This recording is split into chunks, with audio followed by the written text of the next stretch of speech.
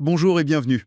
Alors voilà, on a tous entre les mains ces intelligences artificielles qui sont devenues incroyablement puissantes. Je pense à ChatGPT, Copilot, enfin il y en a plein.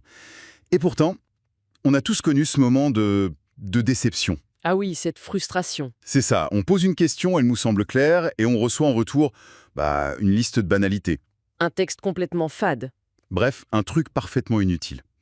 On a l'impression d'avoir une Ferrari, mais de pas savoir passer la seconde. C'est très frustrant. Alors, quand on est tombé sur le script d'une formation vidéo qui promet de maîtriser le prompting IA en 60 minutes, forcément, ça a piqué notre curiosité. Mhm. Leur argument est assez simple. 90% des gens, en fait, ne savent pas parler à une IA. L'idée de notre discussion aujourd'hui, c'est vraiment de décortiquer leur méthode. Est-ce que c'est juste du marketing bien huilé ou Où est-ce qu'il y a vraiment une clé, oui? est-ce qu'il y a une clé pour débloquer le potentiel de ces outils? C'est la bonne question. Et ce qui est intéressant, je trouve, d'emblée, c'est le diagnostic posé dans ce document. La cause de cette frustration, pour eux, ce n'est pas la technologie. C'est nous, c'est notre approche. C'est nous le problème. Voilà. On continue de traiter ces IA comme des genres de moteurs de recherche un peu améliorés. On leur jette des mots-clés, alors que la philosophie qu'ils proposent, c'est de les voir comme des collaborateurs. Ah, j'aime bien l'image. Des sortes de stagiaires brillants, mais qui ont besoin d'un briefing impeccable pour donner le meilleur d'eux-mêmes. Le problème n'est pas dans la réponse, en fait, il est dans la demande. Exactement, le briefing. Et pour rendre ça très concret, le script utilise un exemple avant-après qui est franchement assez parlant. Le avant, c'est la requête typique. Celle qu'on a tous faite. Donne-moi des idées d'articles sur le télétravail. Voilà. Et on sait ce qu'on obtient. Les 5 avantages du télétravail, comment être productif chez soi. Des choses qu'on a lues 1000 fois, des titres qui donnent surtout envie de fermer l'onglet, quoi. C'est le degré zéro de la créativité. On est d'accord. L'IA nous donne ce qu'on lui demande, une liste générique. Et maintenant, la version après. La requête structurée. Écoutez bien. Agit comme un consultant RH spécialisé dans les PME. Propose 5 titres d'articles de blog percutants destinés à fidéliser les employés en télétravail. Langue doit être centrée sur l'équilibre entre la vie pro et la vie perso. Et là, c'est l'intention. On est passé d'une question vague à un ordre de mission.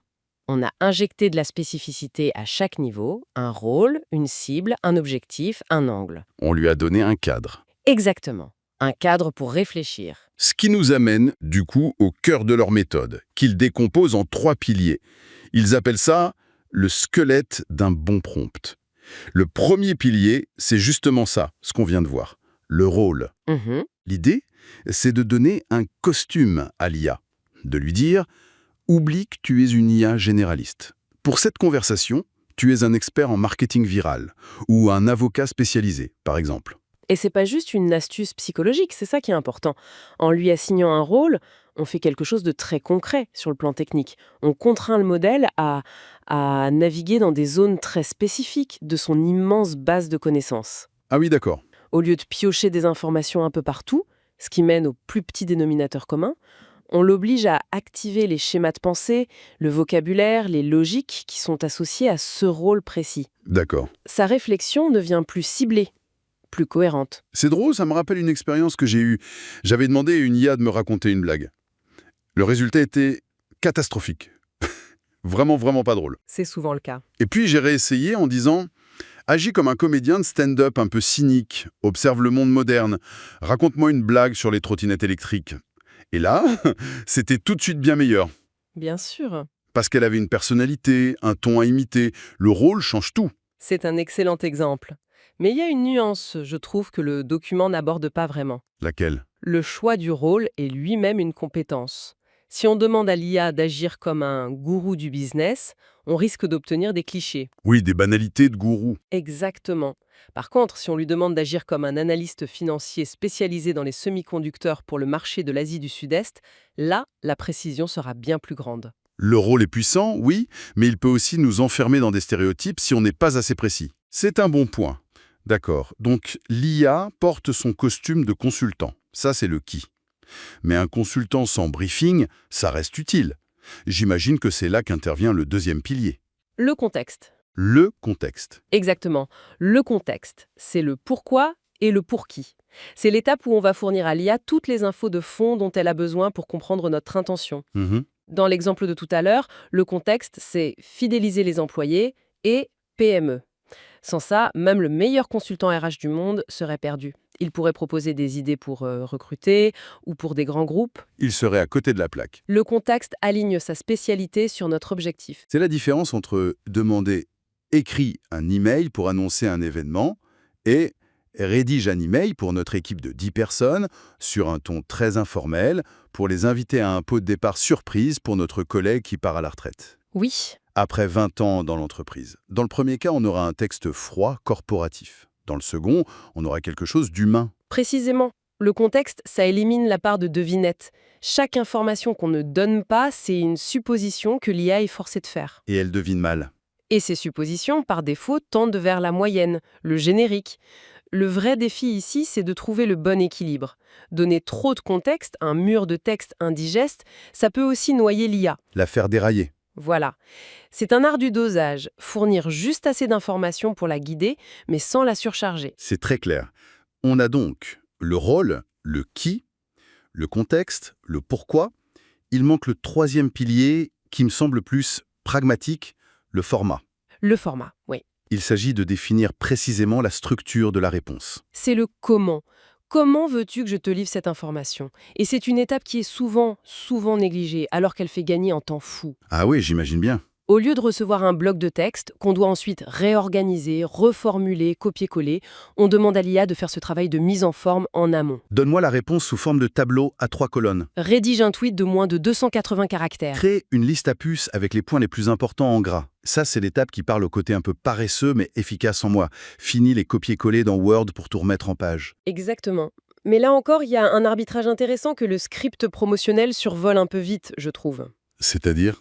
En spécifiant un format très rigide, on gagne en efficacité, c'est vrai, mais on peut perdre en créativité. Ah, Parfois, la meilleure idée se trouve dans une analyse textuelle un peu décousue que l'IA aurait proposée si on ne l'avait pas contrainte à remplir un tableau. Il y a une tension entre le besoin de contrôle, pour un résultat immédiat, et le laisser-aller qui peut favoriser la sérendipité, la découverte inattendue. ce n'est pas tout noir ou tout blanc. Non, jamais. Rôle, contexte, format. La méthode est simple, elle est logique, mais la promesse qui l'accompagne dans ce document est assez spectaculaire. Il parle d'atteindre une autonomie totale en 1 heure et de tripler la qualité et la pertinence des réponses. C'est une grosse promesse. C'est présenté comme la compétence essentielle pour une multitude de métiers. Marketing, RH, développeur, c'est presque trop beau pour être vrai, non? La promesse est clairement marketing, bien sûr, mais elle pointe vers un changement de paradigme qui, lui, est bien réel. Au-delà de la technique des 3 piliers, ce que cette approche change fondamentalement, c'est notre posture face à l'outil. Notre posture. On cesse d'être un simple utilisateur qui pose des questions pour devenir une sorte de manager qui briefe un collaborateur. On passe d'une interaction réactive à une collaboration proactive. Et c'est de là que vient le gain de temps. La promesse de gagner des heures chaque semaine vient de là. Du temps qu'on ne passe plus à reformuler des requêtes vagues ou à corriger des réponses médiocres. Donc si on résume ce qu'on a exploré, l'idée centrale de cette source, c'est que la clé pour débloquer le potentiel de l'IA, ce n'est pas la complexité, mais la structure. C'est ça. Une structure intelligente, bâtie sur le rôle, le contexte et le format. Mais notre discussion montre aussi que c'est une méthode à appliquer avec... Avec discernement. Il faut savoir quand être ultra précis pour l'efficacité et peut-être quand être un peu plus vague pour laisser de la place à la surprise. C'est tout à fait ça. Le document présente une méthode très puissante, c'est une base solide, mais la véritable maîtrise, c'est de savoir quand s'en écarter. C'est de comprendre que le prompting, ce n'est pas qu'une science. C'est aussi un art du dialogue. J'aime bien cette idée. Et ça ouvre une réflexion un peu plus large. Je t'écoute. Le document insiste beaucoup sur cette idée de transformer l'IA en partenaire ou en copilote. Admettons. Cette méthode nous apprend à mieux briefer ce partenaire pour qu'il soit plus efficace. Mais une fois qu'on maîtrise cette communication, la question fondamentale se déplace. Elle n'est plus comment bien lui parler. Non, elle devient à quoi doit-il réfléchir à notre place? En devenant de meilleurs managers d'IA, on est forcé de nous interroger sur les tâches qui nous restent à nous. Quelles sont les missions où notre intuition, notre capacité à gérer l'ambiguïté, notre créativité non structurée sont non seulement utiles, mais irremplaçables? Apprendre à bien prompter, finalement, c'est peut-être moins apprendre à parler à une machine qu'apprendre à redéfinir notre propre valeur ajoutée dans un monde où la production d'informations est devenue quasi gratuite.